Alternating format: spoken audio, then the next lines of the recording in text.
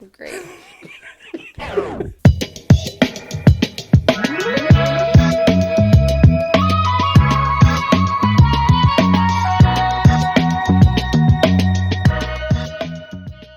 Welcome to our mini podcast. No, Yeah. let's not call it that.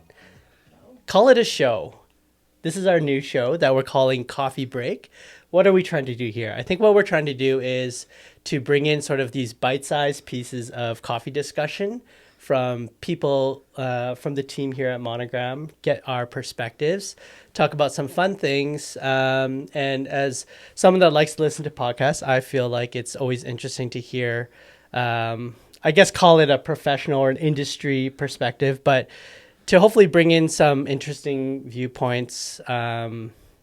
I think have it be more relaxed, some chuckles in there. Hope so. But yeah, I'm Jeremy. I'm one of the co-founders of Monogram. Who are you? I'm Jill. I am not one of the co-founders of Monogram. However, I have been here since the beginning of Monogram. Yes. And I do the coffee and education here at Monogram. Jill is our director of coffee. Let's just put Some it that like to way. call me a director. Yeah. Yeah. Well, I do. And not only that, but you neglected to also include that you also are part of our green buying team. So it's you, Ben, and Justin that buy all of the green coffee for Monogram. So that is a very important role. So you can thank Jill for everything good that you taste in the cafes or in a bag. Thank you, Jill. You're welcome. This segment is brought to you by Jill Hoff. So what are we doing? We put out an Instagram story asking for people to submit questions, a little ask us anything. And we thought that would be a good, perfect, casual way to, I guess, start this series. So we're going to read some questions and just answer them. Keep it light. Let's go. What is your favorite coffee on our menu right now? Can I go first? I'm just kidding. You go first, Jill. Okay, we might have this. What if we have the same answer? We'll find out. My favorite coffee on the menu right now is an anaerobic natural Caturra from a farm in Panama called Catoa. Oh, and why do you like it? Honestly, and it is a little bit of a departure from my typical faves that we have. It is so I don't know. I'm obsessed with it. Honestly can't even put my finger on it. It's really fruity. It's super juicy. I find it balanced. I just can't get enough of it. I just am obsessed with this coffee. Is it crushable, would you say? Yeah, Okay. definitely. What about you? I love what's that on- coffee too, Yeah? actually. Great choice. Personally, the one I really love right now is the Obligón variety Okay. produced by Johan Vergara. I love it because it's an interesting variety. Like, I think varieties have always been something that over time, like in coffee, I feel like in the industry, you sort of seek out varieties. Like, we all kind of become variety nerds, I suppose. And so Obligón is one that I think is more rare. For me, I think I've only had it like one time before. So it was kind of special to try something different to see what that variety produces in the cup. And it's mega fruity. It's super fruity. It's like when we tasted it this morning, it had this like Kool-Aid kind of thing going on.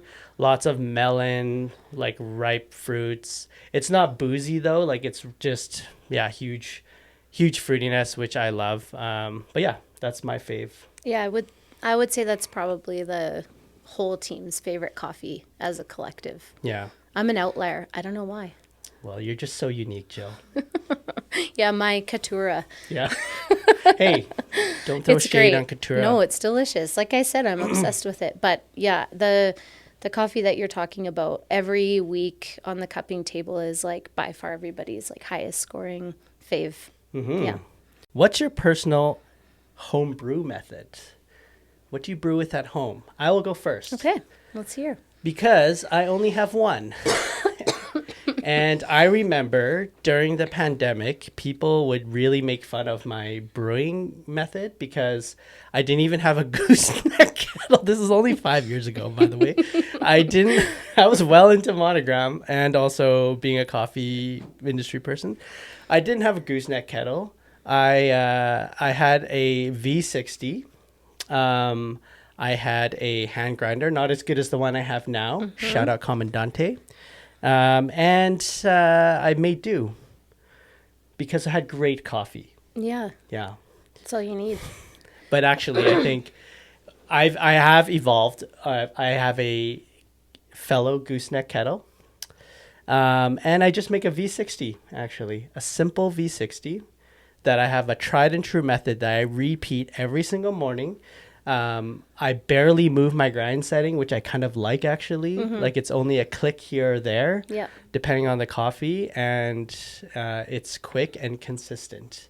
And that's what I do. V60 at home every morning. That's me. What Yeah. about you? Well, I don't want to copy your answer, but I also use a V60 at home. And What a rare brewing method we use. I don't know if you've heard of it before. I have. I used to use the V50 and then Get rid of that. upgraded. I also use a V60. I also hardly changed my grind setting. Oh, So I learned from the best. you didn't learn from me. Okay, so No. what is with that? We don't change our grind settings because when a lot of people say like, oh, you got to really dial it in. You have to find like laser's edge, pinpoint accuracy. Yep. Got to find that grind setting. How many clicks? How many clicks? Why don't we change our grind setting, Jill? And you are a Canadian barista champion. So what I'm are not you going brewing to do? espresso at home. That's for sure. That's for sure. Not with my V60. No. I don't know. For me, I know this is like a controversial thing as well amongst many professionals, but I am of the camp that I need coffee first thing in the morning. So I know there's like a whole section of us in the industry who don't think that that's like the way you should drink coffee. Like you should drink it because it tastes delicious. It's like all of these things, which it is, and I drink it all throughout the day, but I definitely need the caffeine in the morning. I need the ritual of having this like warm cup of coffee. I literally do nothing else other than brush my teeth. I brush my teeth immediately, and then the very next thing that I do is make a V60. And I probably don't change my grind setting just because I'm just of the mindset of like, get the beans in the grinder, get them in my cup. So for me, and honestly, I think over time too, like you upgrading equipment and having really good coffee, I feel like some of the times I'll make coffee and it's like, this could be better. And I know that, but I'm not going to waste that cup of coffee. I'm just going to drink it anyways. But the grind setting that I use works for most of the coffees that I'd bring home anyways. So, close enough first thing in the morning for me. I think it's like you want the ritual and the coffee moment, not necessarily the nailing the exact extraction at that time. Yeah. Plus, there's this whole other like discussion I think about that I think good coffee and well roasted coffee, and not just ours, but like any good roaster, I think should be easy to brew. So I actually think that there should be a wider window to brew and enjoy that coffee. Thus, you shouldn't need to like somehow have these like wild. You waste a whole bag of coffee Exactly, before just you to get it dial to it in. taste good. Yeah, Yeah. exactly. So it's interesting to me. But yeah, for me, it's also just like consistent. And I know what I'm going to get from that grind setting, even if I change the coffee a little bit. Yeah. So that's cool. Okay. This one, actually, I feel like you could really expand on this one more. This is about green buying. Okay. So someone submitted, how many different countries have you been buying coffee from? Second part, tell us about your most recent green buying trip. Let's make that a whole nother question so that we Okay. can add content. Today? Yes, today. But yeah, how many countries are we currently buying from? Well, interesting question because I actually have counted that. Oh, And it's almost like you prepared. You actually probably just know this anyway. spoiler alert. Oh, sorry. No, I think that it is about 9 or 10 different countries that we buy coffee from altogether. Yeah. And would you say these are like regular, not that like we have done it once before, but like our regular regular partners menu. and yeah. Yeah, regular Okay. menu. Do you Quick, have name the countries. Uh-oh. Let's see. Ethiopia. Do we count Kenya right now? Yes. Of course. Guatemala, Panama, Costa Rica, Colombia, Honduras. Wait, I'm at 7. You're at 8. Oh? Oh. Well, I'm not a good counter. Uh-oh. Let me see. 2 that start Peru? with a B. Huh? 2 B? that start with a B. A B? Yeah. Uh-oh. Brazil. Oh, yeah, the biggest one? Ever heard of that? I heard they make coffee. Yes, Brazil. And Bolivia. Uh-oh. 2 of our like our longest standing, one of our longest standing relationships, Bolivia, Brazil. How many is that? That's we 10. need like a count. That's 10. That's 10. 10. And then we recently just bought coffee from Mexico, which Yes. we're going to be purchasing from year after year. So, yeah. So why don't we buy from other countries? That's also a question, not asked now, but has been asked before. Why don't we buy from, they'll name a country and why aren't you buying coffee from that country? How would you like answer that to someone? I think it would depend on many different things.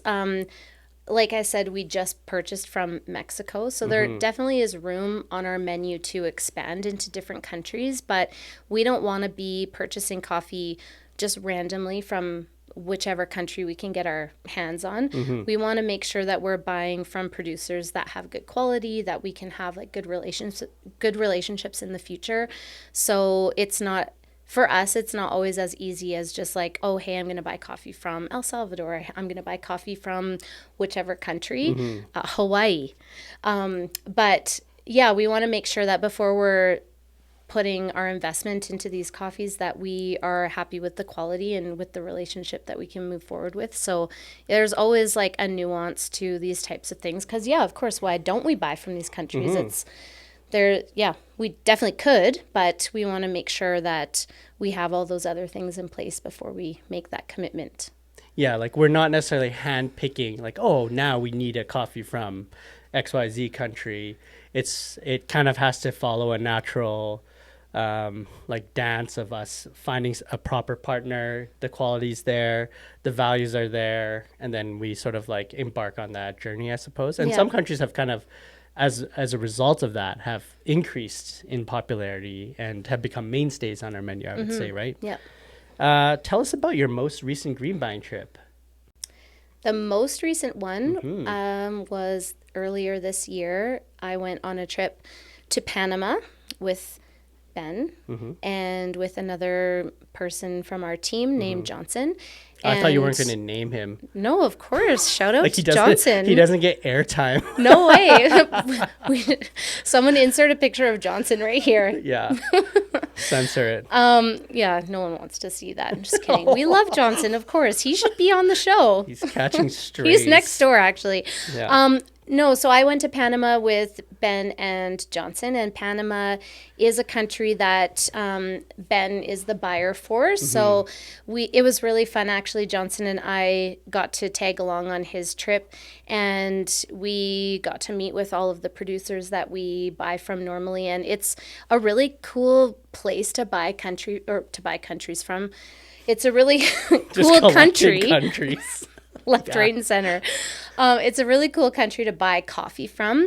A lot of the producers are well within like driving distance from each other, and it's really cool to be able to see all of these, like a lot of really famous farms are in Panama as well. So it's really cool to be able to drive just a short distance from each other and be able to see all these like iconic farms and producers behind these coffees. So it was an amazing trip, and we have some really delicious coffees that are coming as a result of that trip, so we'll look forward to those.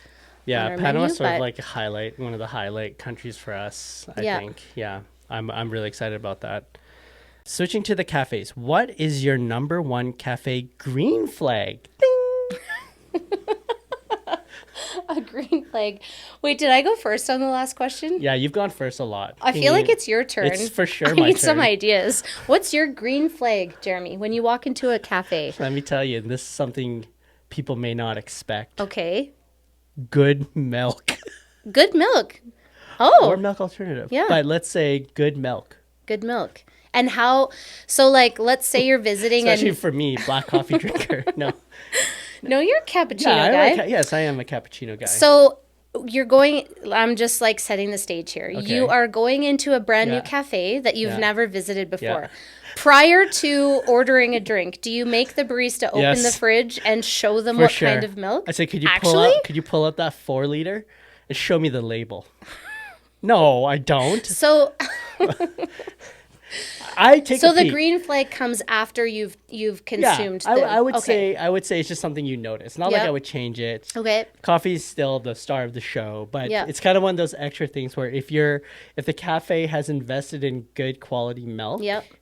to me that is a good sign because milk is actually very expensive. So they're putting their money towards the drinks and the beverages, and to me that's a green flag. Okay. I think that means they probably do a really good job in other details elsewhere where they True. may not, where something like that it may not seem apparent like it would make a difference. So to Okay. me that's one green flag that I had.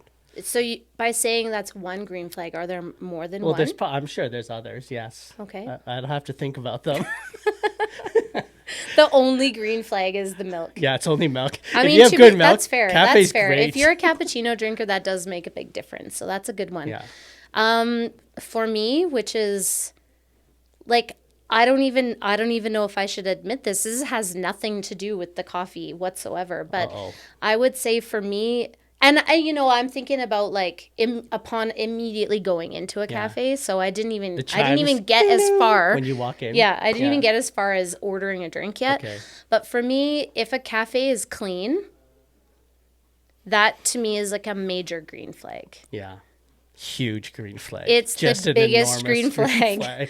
And I guess like if I'm thinking about from a coffee perspective, I really value when the baristas know about the products that they're serving. So if they have, especially if you have any kind of like manual brew menu or like any kind of extensive menu, whether it's like espressos or whatever, if you have any questions about the coffees, or even if you don't ask questions, I really love when a barista just knows about the coffee and really champions that and like recommends things to you and is like excited about the coffee.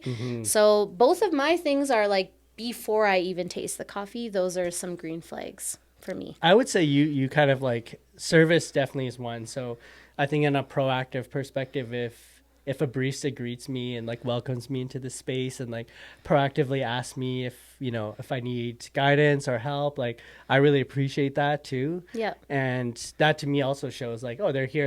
It's more than just brewing. This is like hospitality. They want to take care of us like that. And that's what a cafe is too, right? We're not just looking for, high-end coffee experience only. It's like, it's everything. So yeah, I think that's another green flag I would have. Okay, let's talk about red flags in specific cafes in Calgary no, just kidding.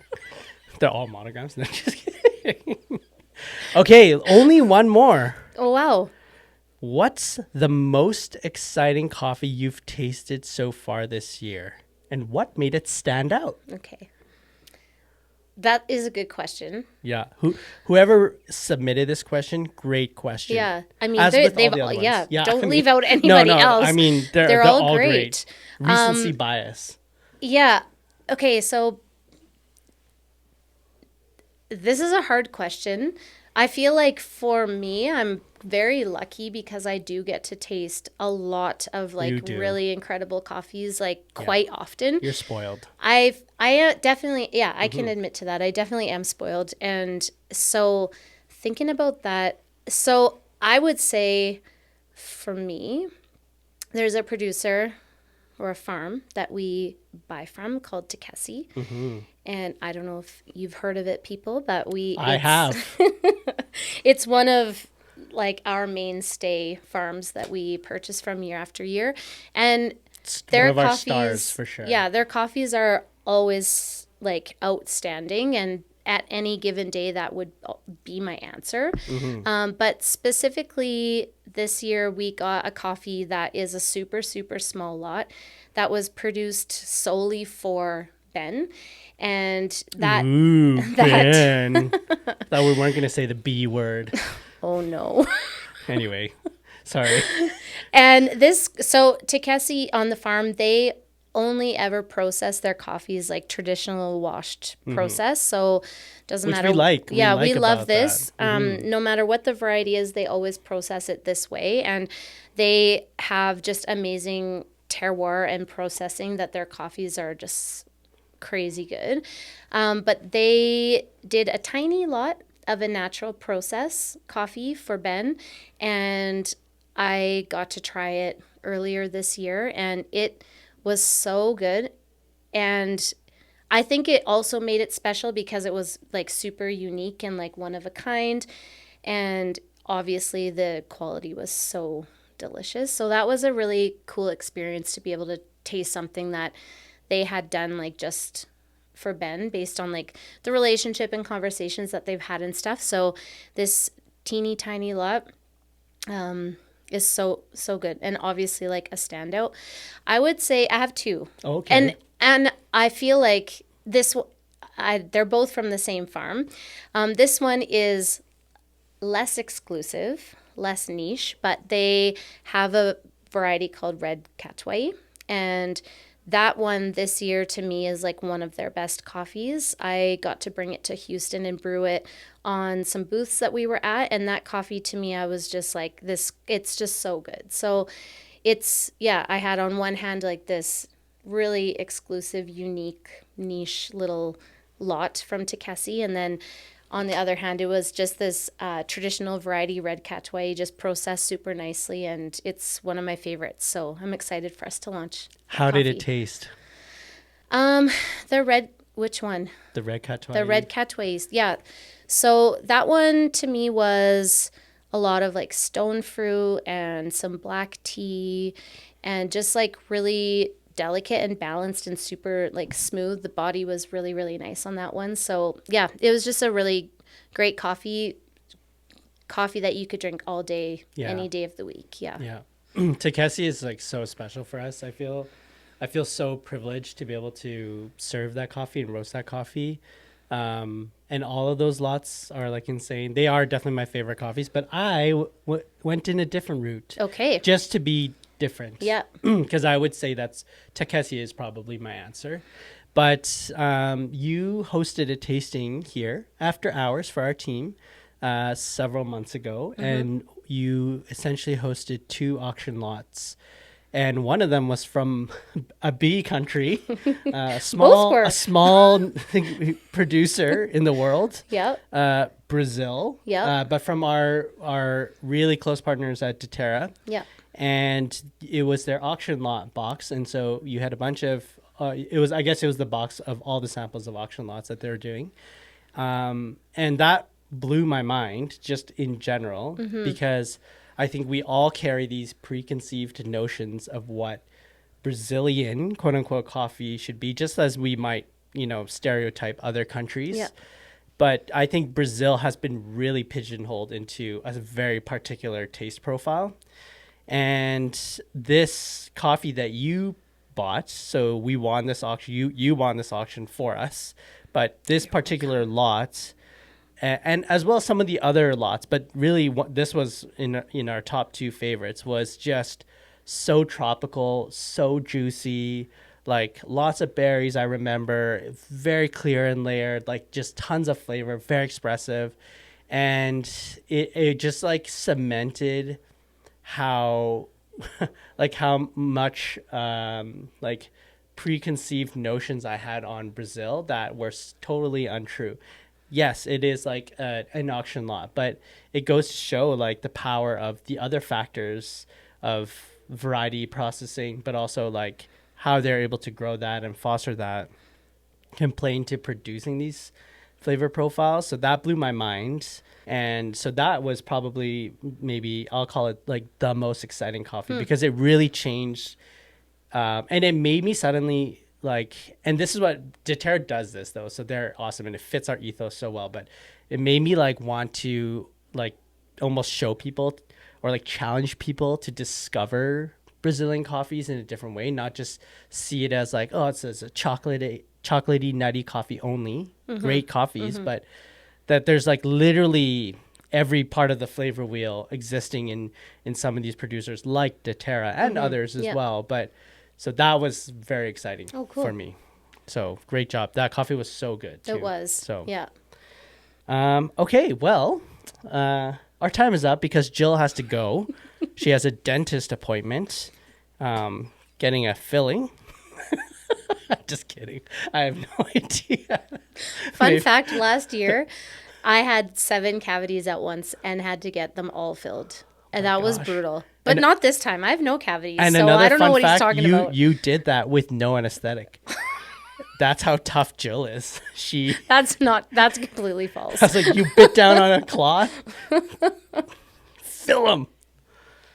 Okay. This segment, I would be remiss brought to you by Colgate. Yeah, to not mention our huge sponsor we just onboarded in the last 10 seconds, Colgate. Shine bright like enamel. That was the slogan they told me to read, and I just read whatever the sponsors say. So anyway, let's wrap this up. This has been not another, but the only edition of Coffee Break. For now. For now. Maybe. I don't know. We might get 0 views. 2 views, me and you. Oh, and Jess, who's editing. And really hope to see you again online, everyone. Bye.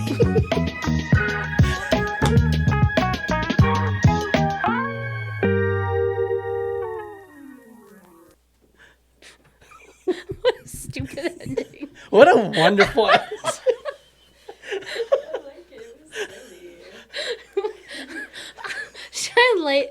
Shine bright like enamel.